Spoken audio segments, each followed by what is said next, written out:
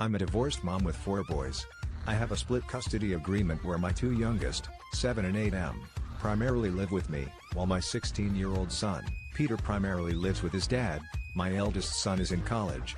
Because his father lives out of state, my visitation with Peter is during summer break. Well, since he's been home, I quickly suspected he'd picked up a smoking habit, and my suspicions were confirmed when I caught him in the act last week.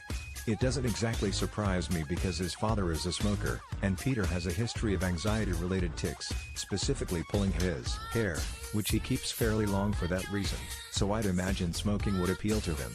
That said, it's against the rules of this house and it's a habit I also want him to break as soon as possible for his health.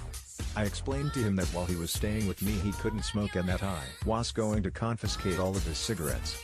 He was contrite and agreeable enough, but when I mentioned taking his cigarettes away he started freaking out, saying he couldn't quit just like that.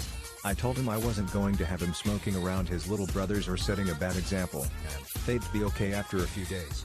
He argued that I couldn't throw away the cigs because they're his stuff, but I told him I could make an exception here since legally he isn't supposed to have them anyway. He was very aggravated, and though he didn't argue it further, the next morning I saw he'd turned the garbage cans inside out and he's been in a sour mood towards me since. Am I the asshole for making him quit so suddenly? I do think it's for the best.